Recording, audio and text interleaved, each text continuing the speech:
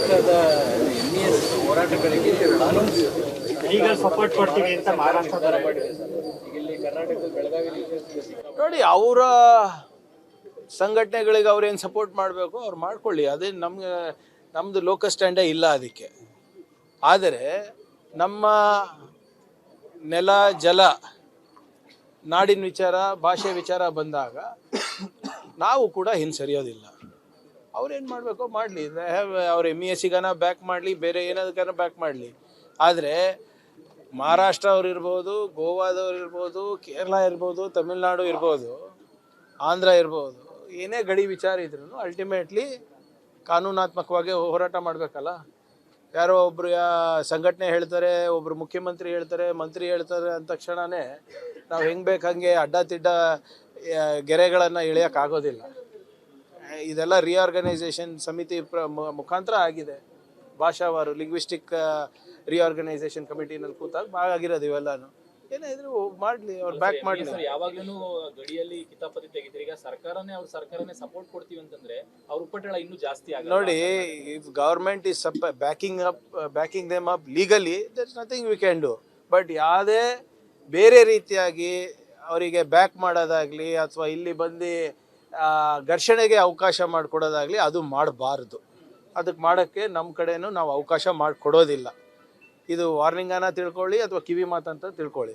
ನಮ್ಮ ರಾಜ್ಯದಲ್ಲಿ ಬಂದು ನೀವು ಪುಂಡಾಟಿಕೆ ಮಾಡೋದು, ಬೇರೆ ಬೇರೆ ರೀತಿಯಾಗಿ ಹೋರಾಟ ಮಾಡೋದು, ಘರ್ಷಣೆಗಳಿಗೆ ಆಸ್ಪದ ಮಾಡಿಕೊಡೋದು ನಾವು ಅಲೌ ಮಾಡೋದಿಲ್ಲ.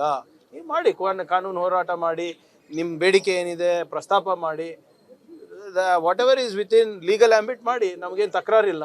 ನಾವು ಕೂಡ ಮಾಡ್ತೀವಿ. ಹಾಗಂತ ನೀವು ಎಲ್ಲದಕ್ಕೂ ಸಪೋರ್ಟ್ ಮಾಡೋದು as a government is not ಆಕ್ಸೆಪ್ಟೇಬಲ್.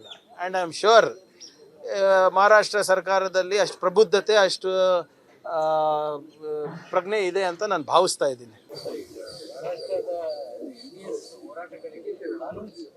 Legal support ಕೊಡ್ತೀವಿ ಅಂತ ಮಹಾರಾಷ್ಟ್ರದ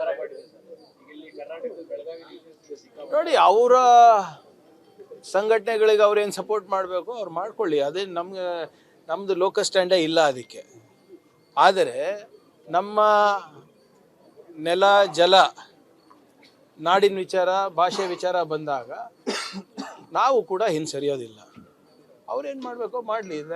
ಅವ್ರು MESಗಾನ ಬ್ಯಾಕ್ ಮಾಡಲಿ, ಬೇರೆ ಏನಾದಕ್ಕಾನ ಬ್ಯಾಕ್ ಮಾಡಲಿ.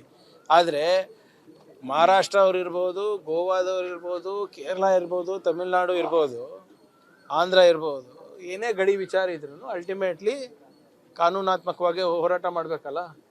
ಯಾರೋ ಒಬ್ಬರು ಸಂಘಟನೆ ಹೇಳ್ತಾರೆ, ಒಬ್ಬರು ಮುಖ್ಯಮಂತ್ರಿ ಹೇಳ್ತಾರೆ, ಮಂತ್ರಿ ಹೇಳ್ತಾರೆ ಅಂದ ತಕ್ಷಣವೇ ನಾವು ಹೆಂಗೆ ಬೇಕು ಹಾಗೆ ಅಡ್ಡತಿಡ್ಡ ಗೆರೆಗಳನ್ನು ಇಳಿಯೋಕ್ಕಾಗೋದಿಲ್ಲ. ಇದೆಲ್ಲ ರಿಆರ್ಗನೈಸೇಷನ್ ಸಮಿತಿ ಮುಖಾಂತರ ಆಗಿದೆ. ಭಾಷಾವಾರು ಲಿಂಗ್ವಿಸ್ಟಿಕ್ ರಿಆರ್ಗನೈಸೇಷನ್ ಕಮಿಟಿನಲ್ಲಿ ಕೂತಾಗ ಆಗಿರೋದು ಇವೆಲ್ಲನೂ. ಏನೇ ಇದ್ರು ಮಾಡಲಿ, ಅವ್ರು ಬ್ಯಾಕ್ ಮಾಡಲಿ. ಯಾವಾಗ್ಲೂ ಗಡಿಯಲ್ಲಿ ಕಿತಾಪತಿ ತೆಗಿತಾರೆ. ಈಗ ಸರ್ಕಾರನೇ ಸಪೋರ್ಟ್ ಕೊಡ್ತೀವಿ ಅಂತಂದ್ರೆ ಅವ್ರ ಉಪಟಳ ಇನ್ನೂ ಜಾಸ್ತಿ ಆಗುತ್ತೆ. ನೋಡಿ, if government is backing them up legally, there is nothing we can do.